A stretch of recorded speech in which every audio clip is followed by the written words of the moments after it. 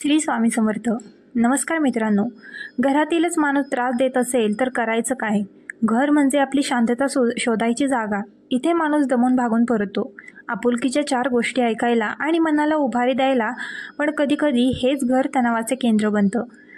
जेव्हा आपल्याच घरातील माणूस आपल्याला त्रास द्यायला लागतो, कोणी शब्दाने टोचतं, कोणी वागणुकीने कमीपणा देतं, कोणी कुरकुर करत राहतं, तर कोणी सरळ सोड अपमान करतो. घरातल्या माणसांचा त्रास हा बाहेरच्यांपेक्षा वेगळा असतो, कारण त्यांच्यापासून सुटका करून घेणे सहज शक्य नसतं. बोलावं तर भांडण, गप्प बसावं तर मनात सल आणि काही जण सहन करतात, काही टोकाचे निर्णय घेतात, काही लढा देतात. पण यातून बाहेर पडण्याचा योग्य मार्ग कोणता? कधी शांत राहावं, कधी प्रत्युत्तर द्यावं, कधी दुर्लक्ष करावं, हे सगळं परिस्थितीनुसार ठरवावं लागतं. कुणी घरात पैशांची कुरकुर करतं, कुणी हक्काच्या जागेवरून बाहेर काढायचा प्रयत्न करतं, कुणी मानसिक छळ करतो, कुणी दारू पिऊन त्रास देतो, तर कुणी संशयाचे भूत मानगुटीवर घेऊन फिरत असतो. अशा वेळी कमकुवत पडणं हा उपाय नाही. त्यातून बाहेर पडण्यासाठी डोकं शांत ठेवून योग्य कृती करावी लागते. कारण घरातल्या संघर्षाचे ओझं मनावर घेतलं तर आयुष्याची वाट लागलीच म्हणून समजा. अख्खं आयुष्य तणावाचं होईल. म्हणूनच अशा परिस्थितीत शहाणपणाने, संयमाने आणि योग्य पद्धतीने उत्तर शोधणं आवश्यक आहे.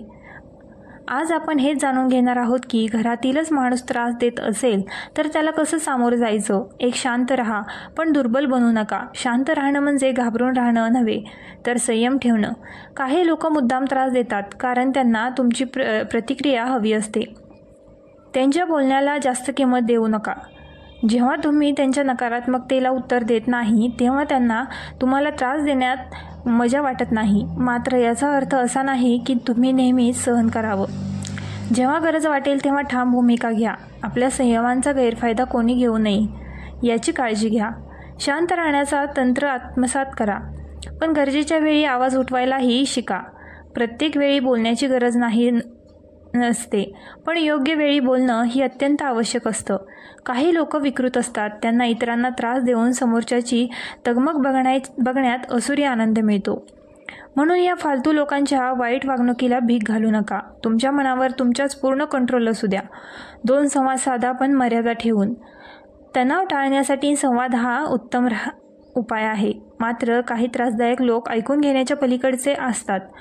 त्यांच्याशी प्रेमाने, समजूतदारपणे कोणत्याही प्रकारे बोलण्याचा प्रयत्न केला तरी ते काहीही ऐकण्याच्या पलीकडे असतात. ही लोक जाणीवपूर्वक समजून घेण्याऐवजी फक्त आपलं म्हणणं पटवून देण्याचा, खरं तर पटवून द्यायचं असेही म्हणता येणार नाही, ते त्यांचं म्हणणं आपल्यावर थोपवतात. शिवाय आपण कोणतीही तक्रार न करता त्यांचं ते म्हणणं ऐकावं अशी त्यांची अपेक्षा असते.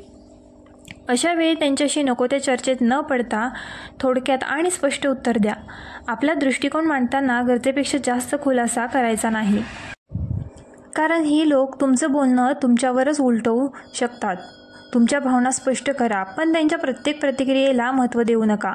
संवाद हा दोन्ही बाजूंनी होतो, पण जर समोरच्याला फक्त वाद घालायचा असेल तर त्याच्या भानगडीत पडू नका. संवाद साधताना आपली मानसिक शांती कायम राहते का हेही तपासा. 3, स्वाभिमान जपा. स्वतःला कमी समजू नका. स्वतःची किंमत स्वतः ठरवा. दुसऱ्यांच्या बोलण्याने स्वतःची किंमत ठरवू नका. काही लोक मुद्दाम होऊन अपमानास्पद बोलतात, कारण त्यांना दुसऱ्याला कमी दाखवायचं असतं. अशा लोकांना त्यांच्या ठिकाणीच थांबवणे गरजेचे आहे. तुमच्या अस्तित्वाची किंमत दुसऱ्यांना ठरवू द्यायची नाही. काही वेळा कठोर भूमिका घ्यावी लागते आणि शांत आहोत म्हणून कोणीही आपल्याला दुर्बल समजू नये. गरज असेल तिथे आपला स्वाभिमान दाखवा आणि कोणाच्याही चुकीच्या वागण्याला उगाच सहन करू नका. लोक काय म्हणतील याचा विचार करणे बंद करा. स्वतःच्या योग्य निर्णयावर ठाम राहा. 4, स्वतःच्या आयुष्यात सकारात्मकता आणा. घरात तणाव असला तरी स्वतःचं मन मोकळं करायला शिका. नकारात्मक लोकांवर लक्ष केंद्रित करण्यापेक्षा आपल्या जीवनातील चांगल्या गोष्टींवर लक्ष द्या. छंद जोपासा, मित्रांशी बोला, चांगली पुस्तकं वाचा. जीवनात सकारात्मक ठेवण्यासाठी कोणत्या गोष्टी महत्त्वाच्या आहेत हे ओळखा. रोज काही वेळ स्वतःसाठी द्या. जिथे कोणताही तणाव नसेल, तुम्हाला आनंद देणाऱ्या गोष्टी करा. कधी वेळ काढून फिरायला जा. निसर्गात मन रमवा. मन प्रसन्न असेल तर घरातील नकारात्मकता तुमच्यावर परिणाम करणार नाही. तुमची काळजी तुम्हाला स्वतःलाच घ्यायची आहे हे लक्षात ठेवा. आपली मदत आपणच करायची असते. स्वतःचे थोडेसे लाडही करा. कोणाकडून अपेक्षा ठेवू नका. हा किंवा ही माझं दुःख ऐकून मला सहानुभूती दाखवेल, माझ्यासाठी काहीतरी करेल, हे सर्व सोडून द्या. स्वतःशी संवाद साधायला शिका. स्वतःचे मित्रमैत्रीण होऊन तर पहा. पाच गरज असेल तर सुरक्षित अंतर ठेवा. सतत त्रास देणाऱ्या लोकांपासून शक्य तितकं दूर राहा. हा सुद्धा एक उपाय आहे. आता तुम्ही म्हणाल, एकाच घरात राहून कसं अंतर ठेवणार?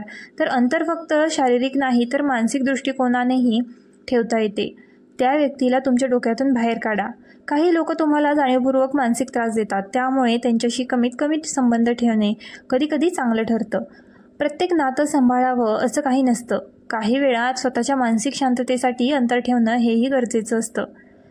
याचा अर्थ नातं तोडणं नव्हे, तर आपल्या सीमारेखा स्पष्ट करणं.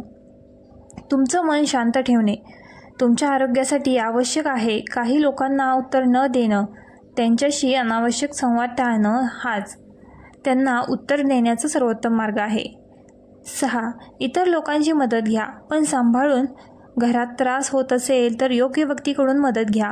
कधी जवळचे मित्र, कधी कुटुंबातील काही जाणकार लोक, तर कधी थेट तज्ज्ञांचीही मदत घेणं गरजेचं असतं. काही वेळा तणाव इतका वाढतो की आपण त्यात गुदमरायला लागतो. अशा वेळी योग्य व्यक्तींशी बोलणं, त्यांच्या मार्गदर्शनानुसार पुढे जाणं उपयोगी ठरतं. मदतीसाठी कोणाला जवळ करायचं हे समजून घ्या. काही लोक तुमचा फायदा घेण्याचा प्रयत्न करतील, त्यामुळे मदत घेताना सावध राहा. समस्या वाढवण्याआधी उपाय शोधणे चांगलं. मदत घेताना तुम्हाला त्या व्यक्तीविषयी 100% खात्री असणे गरजेचे आहे, नाहीतर तुमच्या समस्येचा बोबाटा व्हायला वेळ लागणार नाही. 7. आर्थिकदृष्ट्या सक्षम बना. अनेकदा घरातील तणावाचा आर्थिक स्वावलंबनाशी मोठा संबंध असतो. स्वतःच्या पायावर उभं राहणे गरजेचे आहे. पैसा हा सर्व गोष्टींचे समाधान देतो असं नाही, पण तो स्वतंत्रपणे जगण्यासाठी आवश्यक आहे. आर्थिकदृष्ट्या सक्षम असाल तर कोणाच्याही अवलंबित्वाखाली राहण्याची गरज पडणार नाही. आत्मनिर्भरता म्हणजेच फक्त पैसा कमवणे नव्हे, तर आपल्या जबाबदाऱ्या स्वतः पार पाडता येणे. पैसा हातात असेल तर आपला निर्णयही मजबूत असतो. कोणाच्याही दबावाखाली जगावं लागणार नाही. आर्थिक स्वातंत्र्य हे मानसिक शांतीचेही लक्षण आहे. तुम्ही बघा, ज्यावेळी आपल्या हातात 4 पैसे असतात तेव्हा आपोआप आपलं मन थोडं शांत आणि स्थिर राहत असतं. पैसे हे सर्व समस्यांवर औषध नसते, तरी तो असण्याचे महत्त्व अतिशय जास्त आहे. त्यामुळे पैसे कमवण्याचे वेगवेगळे चांगले मार्ग शोधा. तुमच्या कौशल्याचा यासाठी वापर करा. एकदा का तुमच्या हातात चांगल्या मार्गाने पैसा खेळू लागला की बऱ्यापैकी अडचणी दूर होत लागतील. 8. मानसिक आरोग्य जपा. तणावाचा परिणाम आपल्या मनावर होतो, त्यामुळे स्वतःच्या मानसिक आरोग्याची काळजी घ्या.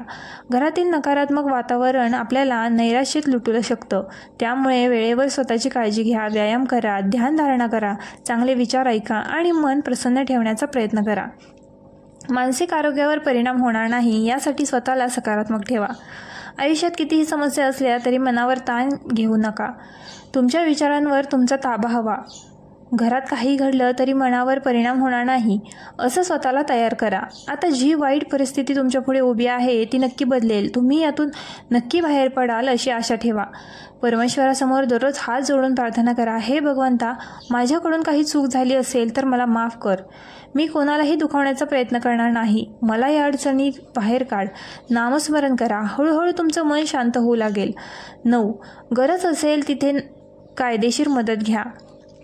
काही वेळा घरातील लोकांचा त्रास मानसिक आणि खूप जास्त प्रमाणात शारीरिक स्वरूपाचा असतो. अशा वेळी कायदेशीर मदतीचा विचार करावा लागतो. आपल्यावर अन्याय होत असेल तर गप्प राहण्याची गरज नाही. कायद्याने प्रत्येकाला संरक्षण दिलेलं आहे, त्यामुळे योग्य वेळी तज्ज्ञांचा सल्ला घ्या. घरगुती हिंसाचार, मानसिक छळ, आर्थिक फसवणूक याविषयी कायदेशीर अधिकार जाणून घ्या. भीतीपोटी अन्याय सहन करणे योग्य नाही. काही वेळा लोक वाट पाहतात की परिस्थिती बदलेल, पण काही प्रसंगी तातडीने निर्णय घेणं गरजेचं असतं. घरातील ज्येष्ठ व्यक्तींना विश्वासात घेऊन त्यांच्याशी चर्चा करून योग्य मार्ग निवडा. 10. स्वतःच्या आयुष्याचे स्वतः मालक बना. कोणत्याही नात्यात अडकून स्वतःला विसरू नका. तुम्ही तुमच्या आयुष्याचे मालक आहात. दुसऱ्यांच्यामुळे तुमच्या मनशांतीवर परिणाम होऊ देऊ नका. प्रत्येक वेळी समोरच्याला समजून घ्यायचा प्रयत्न करण्याऐवजी स्वतःलाही समजून घ्या. तुमचं आयुष्य फक्त त्रास देणाऱ्या लोकांसाठी नाही, ते आनंदाने जगण्यासाठी आहे. कुणी कितीही वाईट वागलं तरी त्यांना तुमच्या आयुष्यावर नियंत्रण मिळवू देऊ नका. तुमच्यावर प्रेम करा. स्वतःवर प्रेम करा, स्वतःचा सन्मान करा, स्वतःला आदर द्या आणि गरज असेल तिथे स्वतःच्या हिताचा विचारही करा. शांत जीवन हेच खऱ्या आनंदाचं गुपित आहे. मित्रांनो, घर हे केवळ भिंतीनं बनलेलं नसतं, तर ते नात्यांनीही जोडलेलं असतं. पण जेव्हा हेच नातं तणावाचं कारण बनतं तेव्हा मनावर प्रचंड ताण येतो. घरातील व्यक्ती जर त्रास देत असेल तर त्यांचा परिणाम बाहेरच्या जीवनावरही होतो. मनात नैराश्य, चिडचिड, तणाव वाढतो आणि आयुष्याचा आनंदच मावळतो. मात्र या परिस्थितीत आपणच ठरवावं लागतं की या त्रासाला झुगारून द्यायचं की त्याच्या भाराखाली दबायचं. कधी शांत राहणं हा उपाय असतो, तर कधी ठामपणे उत्तर देणं गरजेचं असतं. संवाद साधणं महत्त्वाचं असतं, पण तो संवाद योग्य वेळी, योग्य शब्दात आणि योग्य पद्धतीने असावा. स्वतःच्या भावना व्यक्त करणे गरजेचं असतं, पण त्या व्यक्त करताना आपली प्रतिष्ठा आणि संयम गमावू नये. घरातले ताणतणाव सोडवणे हा एक सतत चालणारा प्रवास आहे. कधी समोरच्याची मनस्थिती समजून घ्यावी लागते, तर कधी स्वतःची मर्यादा स्पष्ट करावी लागते. सगळ्यात महत्त्वाचं म्हणजे स्वतःला कमी लेखू नका. कोणी कितीही बोलू दे, तुमच्या अस्तित्वाची किंमत दुसऱ्यांना ठरवू द्यायची नाही. आत्मसन्मान जपणं अत्यंत महत्त्वाचं आहे. मानसिक, आर्थिक आणि भावनिक दृष्टिकोनातून स्वतःला सक्षम बनवणं गरजेचं आहे. व्हिडिओ आवडला असल्यास आपल्या ग्लो मराठी चॅनलला लाईक, शेअर आणि सबस्क्राईब करायला विसरू नका.